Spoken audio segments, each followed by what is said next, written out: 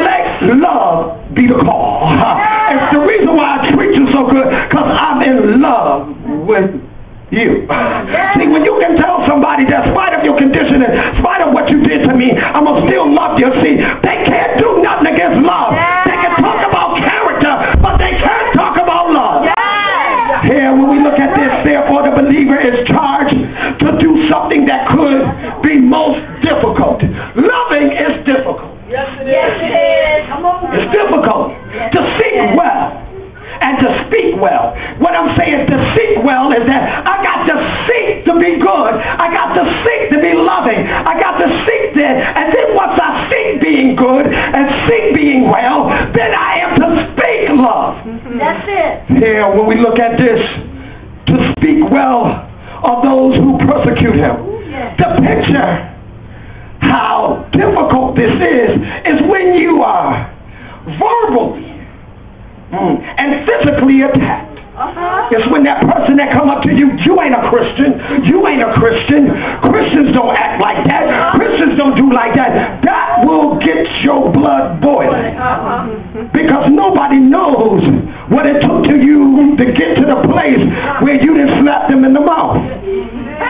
They don't know what held you back, because when you was in the world, you was off the chain. Nobody would never approach you and disrespecting you like that ever, because they know you would have set it off. But see, once you get saved and once you get in the place of God, the adversary comes running at you, trying to get you to be contrary to what God said about you. But I got to have self-control.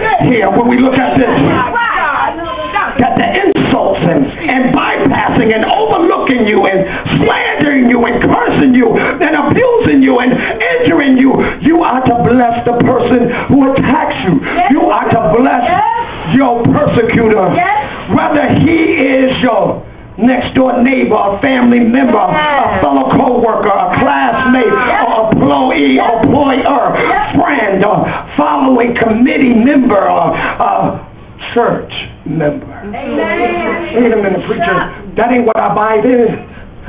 I wasn't buying into that, because I said that you got to do as somebody do unto you, you do unto them. But that's not in the New Testament. The New Testament says that Jesus had already died for your enemy, and so since he died for it, he is demanding that you die also to what your enemy do to you.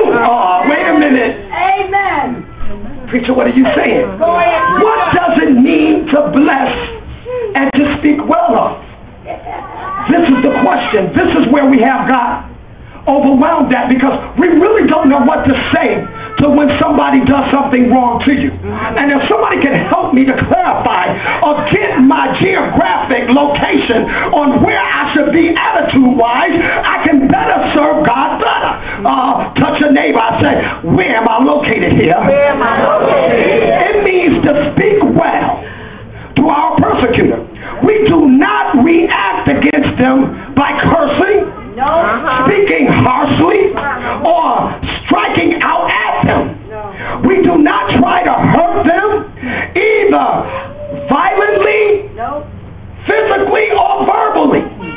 On the contrary, we seek to find something that is commendable about them, and we commend them for. Yes, that's right. So in the midst of an attacker, one thing they never looked forward to hearing from who they was attacking, to find something good in them. So what you do is you baffle the mind of your attacker.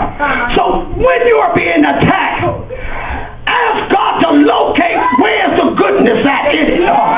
Where's their weakness at? Because the weakness is that they can't deal with somebody giving them an accolade. So I got to find out, what did they do good? Are they cussing at you? What did they do good? But they're a good person. They're a person that'll pick you up. They might talk about picking you up. They might talk about how you called them. But it isn't that point. The point I got to find is a place to calm the fire. I got to put water where there's a fire at. And I cannot be also gasoline to it. Because that's what it's looking for. It's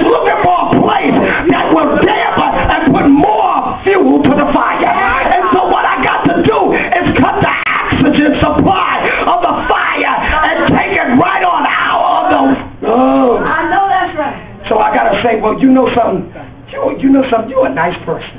Yeah. I just cussed you out. And you said, yeah, because you just don't understand how nice you are because you've been hurt so much.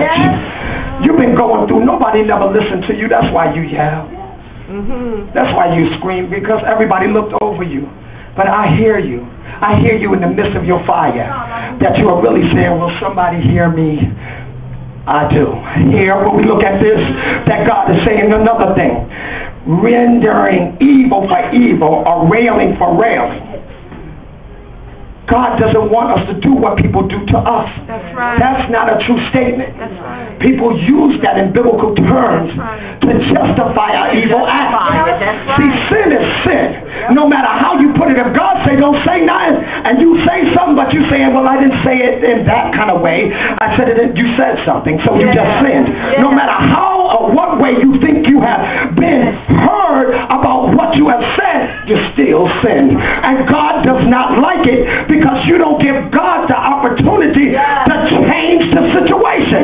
Why he says that? Because he says, let me be the one that revenge. Let me be the one that come at him. Let me, because when I come at him, I'm going to make him better. If you come at him, you'll destroy him.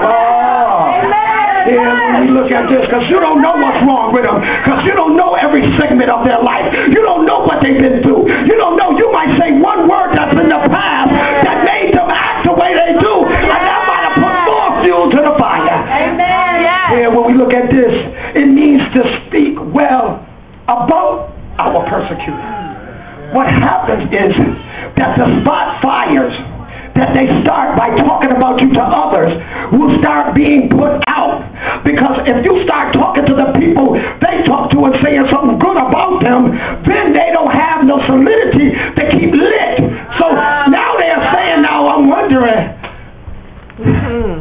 now all they've been saying is negative about this person, but this person, they said not one thing negative about them. That's right. That's right. So what you are doing is you are putting out the fires that they did on the telephone, which we call telephone, and your telephone at home, and your email, and your text messaging, and your Facebook, and all that stuff that you get back at people with.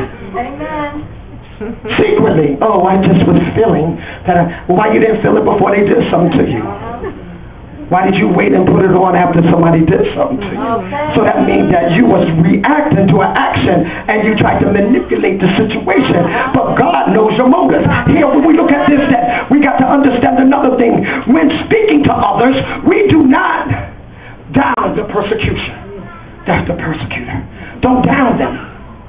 Don't say, who gives you the right to, you got the right, go ahead. Help me to mold me into the image of God. I've got to take a little bit of you so I can get a lot of God. So you keep on coming at me. You keep on talking about me, because I'm still on the potter's wheel. I'm still being spent. I'm still being molded. I'm still being shaped. And I need your negativity so God can spin me. Yes. Why? Because I've got to come out of this thing like pure gold. So if you don't do something that make me just want to drop to my knees and just call on God, I ain't had nothing that happened yet. I need some things that will drop me because I need to change. Amen. I thought I did until that incident happened. You know how you thought you was over something and then that incident happened and then you back at stage one.